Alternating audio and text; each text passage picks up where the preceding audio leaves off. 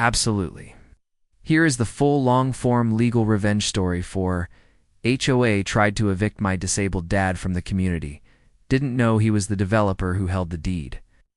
I didn't say a word when the HOA president stormed up our driveway, flanked by her clipboard and a smug little man in a tan blazer who called himself their legal counsel. She pointed to my father's wheelchair ramp and barked something. I got unauthorized structures violating the CC&Rs. The lawyer handed me an eviction notice, folded in triplicate. I didn't flinch. I just handed him the original land deed, the one with my father's signature, dated 1978, and watched his expression curdle like old milk. They didn't recognize the name on the document. They should have. Every street in this subdivision sits on dirt, he once cleared himself.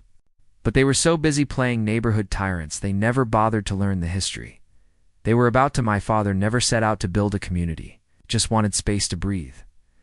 Back in the 70s, he was a surveyor turned land developer, not the corporate kind, just a man with a vision for sustainable plots and wide-open lots.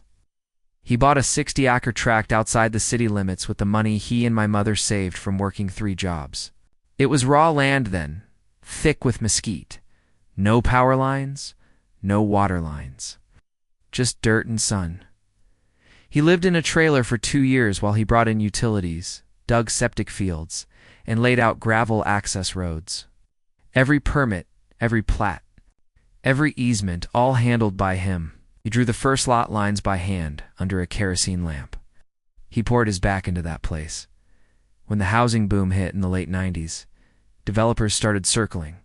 My dad sold off a portion of the land, about 75%, to a residential builder under strict covenants. He kept a 5-acre parcel for himself and put it in a living trust. He stayed in his modest ranch-style home with his wife, a greenhouse out back, and his dog, Buck. He never joined the HOA. Why would he? He was the reason the place existed. I moved back a few years ago to help him after his second stroke. I left behind my architecture firm, packed up my kids, and moved into the old guest house with my wife.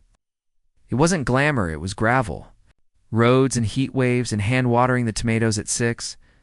.M. But it was ours.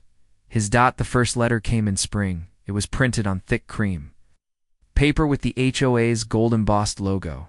Notice of non-compliance, it said. Apparently, the wheelchair ramp I built for my father didn't conform to community aesthetics. That ramp was pressure-treated, anchored to ADA code, and painted to match the trim. It didn't even face the street, but they said it was a nuisance structure. 2 weeks later, another notice. Unauthorized vehicle. He claimed my dad's handicap-accessible van was commercial and couldn't be parked in the driveway overnight. Then came the fines. $50 here, $100 there. For what? Weed growth exceeding regulation height. Unapproved garden enclosure. Failure to comply with architectural guidelines. They taped notices to the garage door. They took pictures from the street like paparazzi. One of their board members walked right onto the property and measured the height of our hedges without permission. My dad was confused. He thought maybe it was just a misunderstanding. He hadn't read the new HOA covenants because he'd never joined the HOA. I wrote an email, polite, formal, direct. I explained that our parcel had never been subject to the HOA covenants, that it was excluded by legal description and had been since the original subdivision plat was filed in 1981. They didn't respond. I sent another one, this time with the county parcel map, a plat certificate, and a notarized copy of the deed. Still nothing. Then the letters got worse. Eviction proceedings may begin if violations continue. They threatened to file a lien. They claimed we were in breach of community order. They even sent someone to inspect the property. A clipboard-carrying intern who told my father that he needed to prepare for relocation. That was the moment I stopped reasoning. I stopped emailing. And I started digging. I spent nights in the county archives, flipping through microfiche records from the 70s. Found the original subdivision plat. And there it was in bold, tracked. A retained by original developer, exempt from HOA regulation under Clause 7.3. Clause 7.3. I looked it up in the HOA's current CC&Rs. It wasn't there. They had quietly amended it out in 2006. probably assuming no one remembered. But you can't amend what you don't own. I pulled every land survey, zoning map, title record, and infrastructure file tied to that parcel. I found the utilities access. Easement my father granted to the city in exchange for perpetual service. I found the roadbed plan he submitted to the county in 1980, and most importantly, I found the original incorporation filing for the HOA. It named him, my father, as the developer of record. He had signed over control of the HOA to a provisional board under the condition that his retained tract would remain sovereign. Legally speaking, it had no more authority over him than over the post office. I printed everything, so when lawyers showed up, talking tough about eviction and enforcement, I didn't argue. I just laid the full binder on the table. 22 tabs. Color-coded, chronological. The deed, the plat, the exemption clause, the original articles of association, the signed incorporation papers, and, for good measure, a notarized affidavit from the county registrar confirming that our parcel was never and could never be subject to HOA control. The lawyer turned quiet. He flipped through the pages with trembling fingers.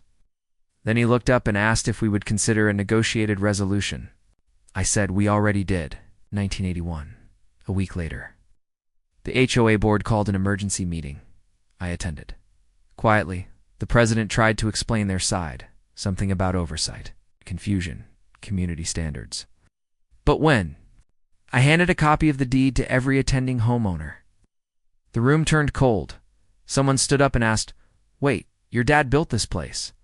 Another neighbor said, "So, none of this was even legal?" I didn't answer. I didn't need. 2. The board dissolved the fines. They issued a formal apology. The president resigned 2 weeks later. The lawyer disappeared. Nobody's tried to touch our ramp since. Now, when I take my dad down the driveway for a morning stroll, the neighbors wave. Some come by with casseroles. Others avoid eye contact altogether. Either way, it's peaceful. My dad's health is stable now. We replanted the garden, fixed up the greenhouse, put a new coat of paint on the old sign out front, the one with the original subdivision name, beneath it. I added a small bronze plaque.